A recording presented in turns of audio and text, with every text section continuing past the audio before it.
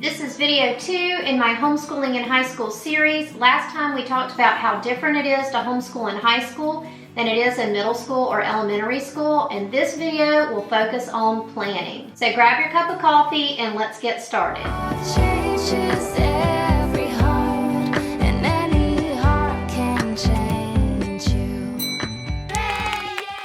Hello and welcome back to our channel. I'm Colleen and this is Our Blessed Life, and today we are going to do video number 2 in my homeschooling in high school series, and this video will focus on planning. First, we want to make sure that we don't eliminate any options, so we want to go ahead and assume that our child's preparing for college. This way we make sure that we're not eliminating any options and we have the most robust transcript that we can have. Whether the child goes to college or not is not really relevant at this point, unless you have a special needs child that you absolutely know is not going to college.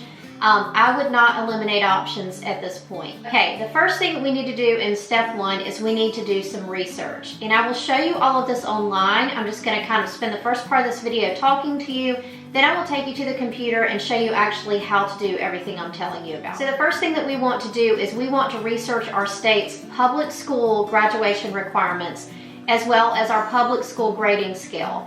Now, we need to do that even though we're not doing a public school diploma, because that is what colleges expect to see. That will be our minimum standard. Beyond that, we also want to take it a step further, and we want to go to at least 1 or 2 public state colleges, and we want to find out what those minimum acceptance requirements are. And we want to compare that to our state's public high school graduation requirements. Because oftentimes you will find that although the state may only require 2 sciences or 2 lab sciences, sometimes the entry into college will require 3. So we want to make sure we know what the difference is there, and obviously we want to plan for whatever the college requires. Then we also need to think about the strengths and weaknesses of our individual students.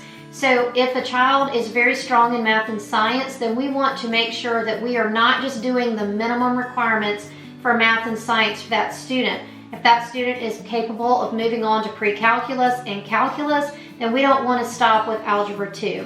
So that is another thing to take into consideration, is what are the individual strengths and weaknesses. Also, do they already know what they're planning to do? Do they already know that they want to go into engineering?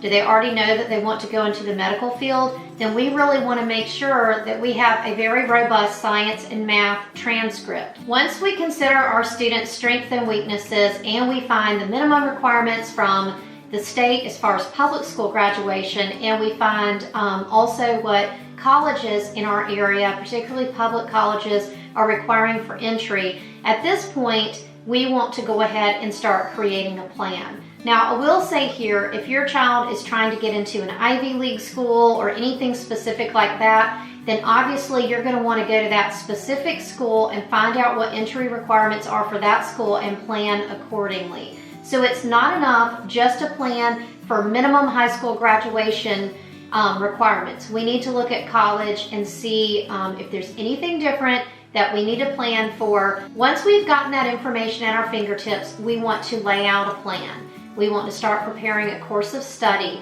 And so what we're going to do now is we're going to move over to the computer, and I'm going to show you how I've done this. Okay, so here we are at the South Carolina Department of Education website. Now, what you could do is go to your local state, whatever state you're in, the Department of Education's website, to determine high school courses and requirements, graduation requirements for high school seniors. Or you could also go to your local public high school website, and that might be even better because it's usually a little bit more specific. And here I have access to what is required for a public high school student in South Carolina. So that is step 1. This is our most basic minimum information that we need to get, okay? So we can see all the different credits that we need, and we just want to take note of that so that we can make our plan at least as good as this. It needs to at least be this good. Okay, next, if you are homeschooling under an umbrella group or an accountability group, if you're in South Carolina, we're required to homeschool under an accountability group, then you want to get the accountability groups or umbrella groups graduation requirements. So if you are homeschooling under some association that is going to issue the diploma for you, then you need to find out what their requirements are. So in our case, we are homeschooling under SCAES, which is the South Carolina Association of Independent Homeschools, and they base their graduation requirements on two things. One, the state of South Carolina public school requirements, and then also what typical colleges are requiring for admission. So I can go here to this blue section which says college preparatory concentrations, and they actually have 4 different concentrations that we can choose from: college prep, STEM, humanities, or fine arts. And the way they do it is just whichever one of these your student will actually meet, they will just give that diploma, that concentration. So we can look here and see that we need the 4 English classes, we need 4 math credits, and it tells you which ones to do. So if we're going to do STEM, we need to make sure that we're doing pre-calculus. We need at least 2 lab sciences and then a 3rd course. We need U.S. history, government, economics, and then 1 more course. We need physical education. We need at least 1 hour or 1 credit. And credits are determined by hours in some classes. You can take something like physical science or a fine arts class like dance and count hours. And so for 1 credit, the minimum is 150 hours, and for half credit, the minimum is 75 hours for high school. We also need a computer science class for each of these 4 concentrations. We need 2 foreign language, unless we do humanities, in which case we will need 3 foreign language, and these are the same foreign language. And then we also will need 5 electives or 4 electives here, and then 2 here because some of the electives were used for fine arts and just various different areas where they have added an additional class. So for each one of these, we need 24 total credits. So these are the minimum requirements for graduation. So many students will have more than this, but this is the minimum to graduate through SCAES. So I have to take note of this because this is what my student will be graduating from, getting their diploma from SCAES. So again, if you're homeschooling under an umbrella association, then you want to take a note of what their graduation requirements are. Okay, or the next thing that we want to do is we want to look at a reasonable college that our child might attend. I'm using the University of South Carolina here. I think it's good to use just like a public school. They tend to be pretty similar. And so here we could see what are the required high school courses. This is from the Office of Undergraduate Admissions. And so what are they basically looking for? So these are curriculum required by the South Carolina Commission on Higher Education, which is what colleges use to determine suitability for a candidate applying to a college. So they need to have 4 English credits, and here they are more specific and say that it needs to be American, British, and world literature. So notice that we didn't see that here, but now we have more information. So we want to make sure that we have 1 year of American, 1 year of British, 1 year of world literature.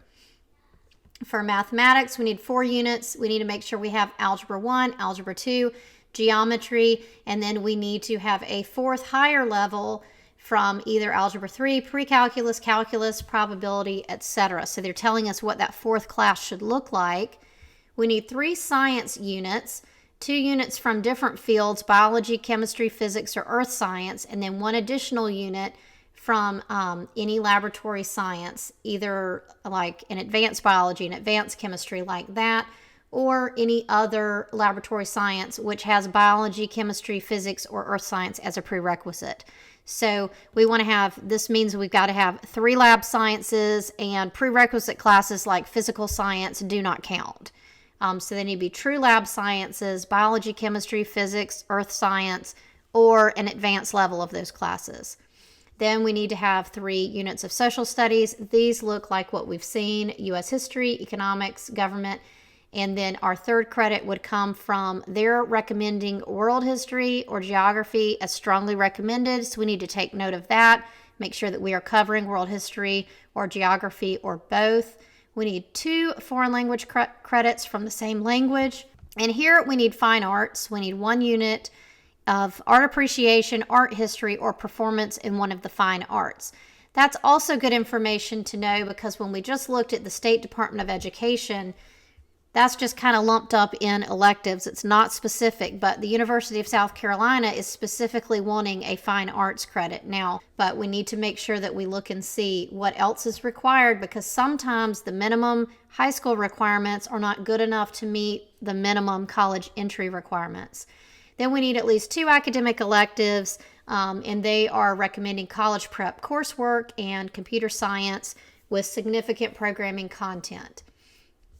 So now we have looked at this, and we have reviewed, and we have an idea of what courses that we need to do each year. So now we can go ahead and work on our plan. And so in a future video, I will show you how to do a course of study. Right now, I'm going to show you how I've laid out my plan for my daughter. So I made a spreadsheet that has all of this information in it. I'll have the spreadsheet available in the description box below so that you can download it and modify it for your own needs. This year in 10th grade, she's taking English 2 as U.S. Literature, and then next year in 11th grade, she's going to do British Literature. We're thinking about possibly dual enrolling for English 4, but we're not sure yet, so I kind of put a note on here for that. These are the maths that she's taken. In science, she needs 3 credits. And we have done earth science as a 9th grader. She also did an elective physical science class that doesn't count as a lab science class, but it is another science. It's just not counting for those 3 credits that we need, because those should be lab science classes. This year she's taking biology. We're planning for her to do chemistry next year and possibly physics in 12th grade as well. Then in social studies, she needs to have the 3 credits. She's already taken world geography. This year, she's taking U.S. history. She's already taken American government. She is required to have economics. She's going to probably take that in 11th or 12th grade, because she's not had that yet. We're doing an elective as Western cultural history, and she's taking that this year. And she will be doing world history. We thought about doing that as dual enrollment, but I think we're not going to do that. But she'll be taking world history next year, so she'll just need that economics credit. For foreign language, she has had 2 credits of Latin, and those are honors, and now she's taking French. So this is her first year of French, and she wants to do 3 years of the same foreign language, and she wants to make sure it's not Latin. So she's doing French, and she'll do that for 11th and 12th grade as well. For fine arts, just needed 1 credit, but she is a ballerina, and she takes ballet, a lot of ballet. So she's going to do classical ballet every year, getting the 4 credits in fine arts, and she did her PE as modern dance. This type of class requires that you have at least 150 hours to get those credits, to get 1 credit, and she probably gets between 400 and 500 hours a year, so she definitely has way more than she needs for that. Computer science, she's not done yet. We're planning on doing that in 11th grade next year. And then these are just the electives that I've kept track of that she's taken so far. These were all done in 8th and 9th grade. So mock trial, formal logic, and informal logic. And she's also had debate and health. So here are our total credits, and my spreadsheet's keeping track of the credits that she's earned. So I hope this gives you a good idea of where to go and how to find information to know what specific classes need to be taken in high school if you are homeschooling high school. You've just watched video 2 on planning in my homeschooling in high school series. Stay tuned for the next video, number 3, which will be on curriculum options in high school. I expect that video to be out in the next 2 weeks. I hope you enjoyed this video. If you liked it, please give it a thumbs up. Don't forget to subscribe, and we'll see you next time.